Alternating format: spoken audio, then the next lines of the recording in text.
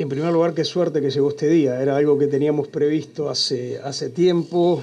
La resolución está firmada desde el año pasado. Hubo diversas postergaciones. Finalmente llegó esta mañana y además tenemos la dicha de que sea una mañana hermosa que acompañe muy bien lo que está pasando ahí. El señor presidente ANCAP decía una cosa que es así, y es que cuando declaramos monumento histórico un edificio, no estamos homenajeando al edificio. Los edificios no reciben homenajes, entre otras cosas, porque no los perciben. Estamos homenajeando gente. Estamos homenajeando a quienes los concibieron. Estamos homenajeando a quienes los construyeron materialmente. Estamos homenajeando a quienes los protegieron y los cuidaron a lo largo del tiempo. En este caso en particular, además, estamos homenajeando a una época del Uruguay, o habría que decir a los uruguayos de una época, en donde la construcción de un edificio, ya fuera por parte del Estado, ya fuera por parte de particulares, además de resolver una serie de necesidades funcionales, era vista como una oportunidad para agregar valor al entorno urbano, para agregar valor a nuestra cultura, a la vida cultural de nuestra sociedad. Eso es algo que se nos perdió un poquito con el paso del tiempo, y homenajear esa actitud es también una manera de mandarnos un mensaje a nosotros mismos. Si es para mí, no estoy.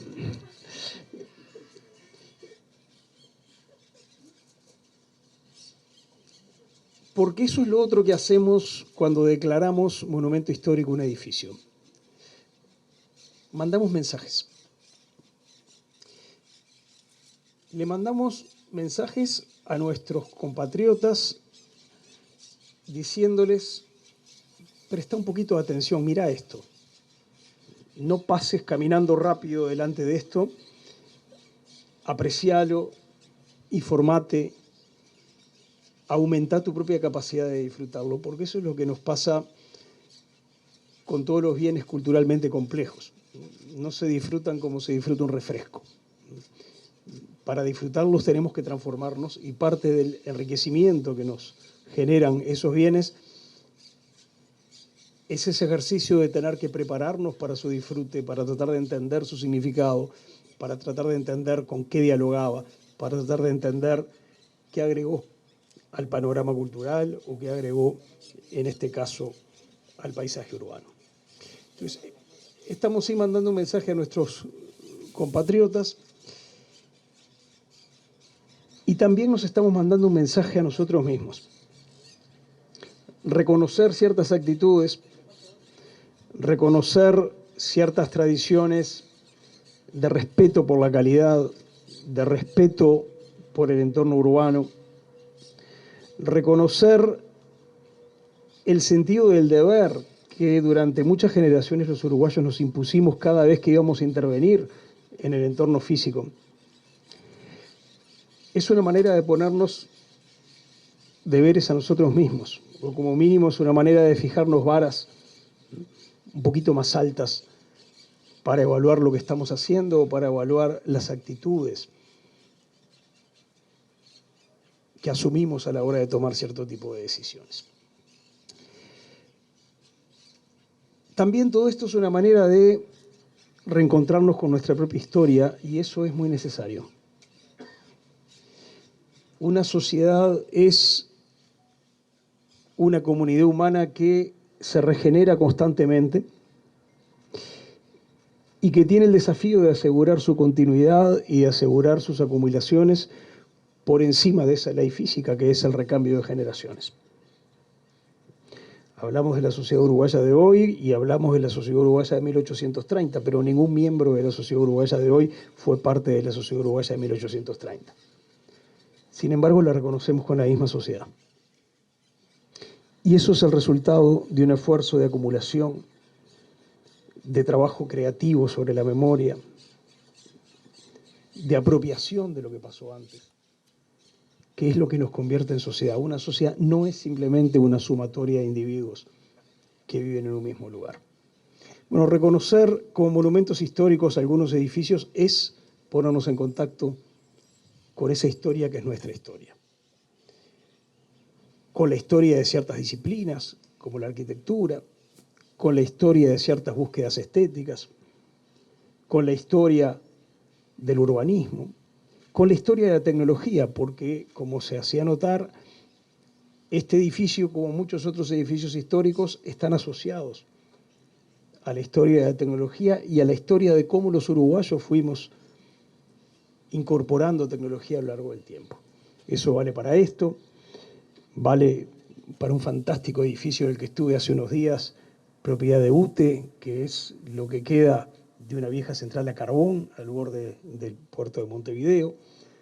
Vale para las caleras del siglo XVIII, de las que nos quedan vestigios más o menos enteros. Mirar edificios, poner en valor edificios, es también entrar en contacto con esa historia y es permitirnos, hacernos el regalo de que esas historias, esas diferentes historias, nos enriquezcan y nos fertilicen permanentemente. Así que, como siempre, es un día de felicidad, es un día de fiesta cuando declaramos monumento histórico un edificio, y hoy lo es muy especialmente. Gracias a todos. El de hoy es un homenaje a una persona y a la obra de esa persona, pero también es a la persona que marcó época como funcionario de ANCAP, como una persona que, trabajando para la empresa, dejó un legado para el patrimonio histórico nacional. Es el homenaje también a otros arquitectos de ANCAP a los que supe conocer, como el arquitecto de Tomasi, o como el arquitecto Juan Pedro Margenat, que tanto hizo para preservar esta riqueza arquitectónica que tiene el país. Recuerdo caminatas en La Teja con él, donde él me contaba las particularidades y el toque náutico de algunos edificios, el toque modernista que tienen los edificios, y explicaba con cariño el calor que sentía por el trabajo de Lorente. Las ideas de Lorente fueron determinantes para la construcción de una personalidad propia en los edificios de ANCAP, en el paisaje urbano e industrial de lo que es ANCAP. Eran edificios inéditos en su época. Estamos hablando donde aquí, donde estamos hoy parados, capaz que ni siquiera había terreno, hubo que rellenarlo. Y en esa idea de la construcción desde cero estuvo Lorente. Son el emblema de un Uruguay que queremos rescatar y queremos revivir. Son el emblema de un Uruguay que no se creía un paisito, sino que se veía a sí mismo como un país modelo. La declaración de hoy de Monumento Histórico es un reconocimiento justo y merecido, y pone en valor esa rica historia que nos tiene que cimentar la construcción del futuro. Muchas gracias. Hoy en este entorno de días, hace casi 50 años, en que Roger y Piano, dos importantes arquitectos europeos, estaban trabajando con lo que todos conocemos como Centro Pompidou. ¿Qué tendrá que ver esto con lo que está pasando hoy aquí? Bueno, Roger y Piano pensaron en una usina, pensaron en una refinería como paradigma de lo que podría ser un edificio orientado hacia la cultura, como un programa cultural novedoso, innovador y en permanente cambio. 50 años antes que Roger y Piano estuvieran pensando en ese centro cultural bajo la imagen de una refinería como esta, estaba en aquel entonces pensándose por el arquitecto Lorente Escudero, y estaba pensándose como un bien funcional, en un momento donde proyectar una refinería era todo un desafío, porque cómo debía ser una refinería todavía no se sabía muy bien. Y lo hizo, lo planteó, lo pensó a partir de una arquitectura de excelencia, una arquitectura muy, muy comprometida con los tiempos en que vivía. una arquitectura tan moderna y tan excepcional que nos ha llevado precisamente hoy a considerarla parte de nuestro mejor patrimonio arquitectónico del país. Es por eso que a partir de ahora la institución no es que tenga más responsabilidad, porque ha tratado con mucha responsabilidad a través del tiempo estos edificios. Hoy hacía un pequeño recorrido por el lugar, nunca había entrado yo aquí, conocía perfectamente los edificios por sus planos, por fotografías, y también debo recordar al arquitecto Margenat, que fue un verdadero guía en la salvaguarda y en la conservación de estos bienes.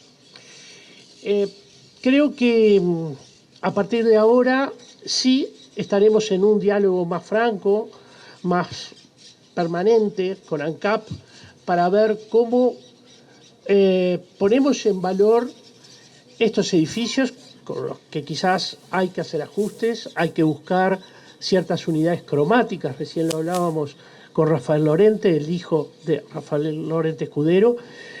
Y bueno, una tarea que empezaremos ambos y que será sin duda para el mejor reconocimiento. También creo que es necesaria una muy buena difusión, porque el hecho de estar en un recinto cerrado hace que se lo conozca muy poco. Y creo que una parte importante de lo que hay que hacer con el patrimonio es su difusión. Muchísimas gracias.